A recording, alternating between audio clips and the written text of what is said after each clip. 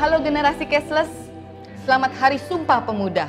Semoga semangat Sumpah Pemuda mendorong kita untuk berkorban demi tanah air dan menghormati perbedaan dalam kehidupan, berbangsa, dan menjunjung tinggi bahasa Indonesia sebagai bahasa persatuan kita. Pada Hari Sumpah Pemuda ini, tepat rasanya jika kita berbicara tentang Sumpah Pemuda. Dalam sejarah Indonesia, tanggal 28 Oktober 1928 adalah sebuah tonggak penting. Pada hari itu, para pemuda dari berbagai suku dan daerah di Indonesia mengucapkan sumpah setia.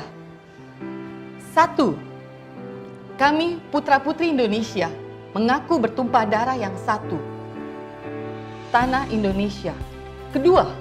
Kami putra-putri Indonesia mengaku berbangsa yang satu, bangsa Indonesia. 3. Kami putra-putri Indonesia menjunjung bahasa persatuan, bahasa Indonesia. Sejarah ini mencatat bahwa sumpah itu diucapkan dengan lantang dalam rapat ketiga Kongres Pemuda II. Kongres yang digelar selama 2 hari, 27-28 Oktober, itu dihadiri kurang lebih dari 700 orang pemuda dari berbagai organisasi pemuda. Fakta pertama ditulis di atas secari kertas. Sumpah Pemuda adalah hasil keputusan Kongres Pemuda II yang digelar pada 27-28 Oktober 1928 di Batavia, Jakarta. Rumusan hasil kongres itu ditulis oleh Muhammad Yamin di atas secari kertas. Kertas itu kemudian disodorkan kepada Swegondo, Ketua Kongres. Ketika Mr. Sunario tengah berpidato pada sesi terakhir Kongres, sambil menyodorkan kertas itu, Muhammad Yamin berbisik, "Saya mempunyai suatu formulasi yang lebih elegan untuk keputusan Kongres ini." Swegondo membubuhkan paraf tanda setuju di atas kertas itu, lalu diteruskan kepada yang lain untuk diparaf juga. Kemudian ikrar itu dibaca oleh Swegondo dan dijelaskan secara panjang lebar oleh Muhammad Yamin. Fakta kedua, sebelum ada judul, hasil rumusnya Kongres Pemuda II ini pada awalnya tidak memiliki nama. Jadi pada waktu itu Muhammad Yamin tidak menulis Sumpah Pemuda sebagai judul rumusan yang dibuatnya. Barulah beberapa hari setelah dibacakan, ikrar itu diberi nama Sumpah Pemuda. Peristiwa ini kemudian ditetapkan pemerintah sebagai Hari Sumpah Pemuda melalui Kapres nomor 316 tahun 1959 pada 16 Desember 1959. Fakta ketiga ditulis dalam ejaan Van Hophusen. Dalam kongres itu, bahasa yang digunakan adalah bahasa Belanda. Semua pemuda yang hadir berbicara dalam bahasa Belanda, namun ada juga yang berbahasa Melayu. Dialah Muhammad Yamin, yang ketika itu bertugas sebagai sekretaris. Dia menerjemahkan pidato dan kesepakatan sidang di dalam bahasa Melayu. Ketika itu, Muhammad Yamin menulis ikrar menggunakan ejaan yang disusun oleh Charles Adrian van Hophusen, seorang ahli bahasa berkebangsaan Belanda yang lahir di Solok, Sumatera Barat. Ejaan ini digunakan untuk menulis kata-kata bahasa Melayu menurut model yang dimengerti oleh Belanda, yaitu menggunakan huruf Latin dan bunyinya mirip dengan tuturan Belanda. Antara lain, huruf J menuliskan bunyinya Y, seperti pada jang atau yang. Huruf OE itu menuliskan bunyinya U, seperti pada kata poetra menjadi putra, poetry menjadi putri. Fakta keempat, tidak ada yel merdeka.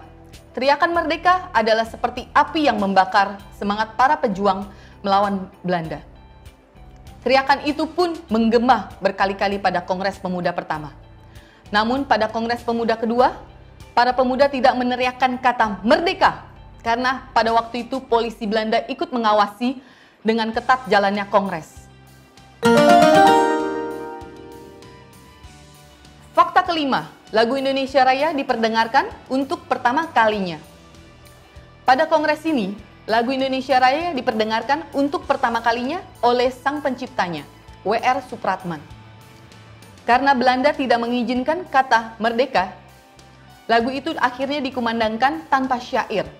W.R. Supratman mengumandangkan lagu itu dengan biola. Fakta keenam, 3 kali rapat. Kongres Pemuda kedua digelar dalam 3 kali rapat. Rapat pertama pada Sabtu 27 Oktober. Rapat digelar di Gedung Katholike Jongenlingenbond, Lapangan Banteng. Rapat kedua di Gedung Ostjava Bioskop pada Minggu 28 Oktober. Rapat ketiga dilakukan di Gedung Indonesianse Clubhuis Kramat. Di gedung inilah ikrar para pemuda dibacakan. Fakta ketujuh, Museum Sumpah Pemuda. Rapat ketiga dalam mana Sumpah Pemuda dibacakan digelar di kediaman seorang Tionghoa bernama Si Kong Leong. Rumah itu terletak di Jalan Kramat Raya nomor 106, Jakarta Pusat. Rumah ini sangat luas dan besar, kira-kira lebih dari 1000 meter per persegi. Ada bangunan utama dan 14 pavilion. Dan kediaman Leong menjadi indekos para mahasiswa. Sejak tahun 1934 sampai 1970, gedung ini mengalami beberapa kali alih fungsi, antara lain sebagai rumah tinggal, toko bunga, hotel, dan perkantoran. Gedung ini kemudian dijadikan museum oleh pemerintah DKI Jakarta dengan nama Gedung Sumpah Pemuda pada tahun 1973 dan diresmikan oleh Presiden Soeharto pada tahun 1974.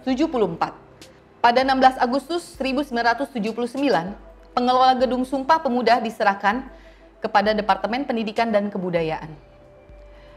Dan pada tanggal 7 Februari 1983, Gedung Sumpah Pemuda dijadikan UPT di lingkungan Direktorat Jenderal Kebudayaan dengan nama Museum Sumpah Pemuda. Pada 27 Desember 2013 lalu, bangunan utama Gedung Museum Sumpah Pemuda ditetapkan sebagai bangunan cagar budaya peringkat nasional melalui keputusan Menteri Pendidikan dan Kebudayaan Republik Indonesia. Itulah guys, beberapa fakta menarik yang berhubungan dengan Hari Sumpah Pemuda. Dari fakta-fakta ini, kita bisa tahu dong seberapa besar semangat para pemuda kita itu untuk memperjuangkan kemerdekaan bangsa kita. Sekarang kita harus mengembankan misi untuk merawat dan memelihara bangsa ini guys. Jadi jangan lupa like, komen, subscribe, dan share ya. Bye-bye.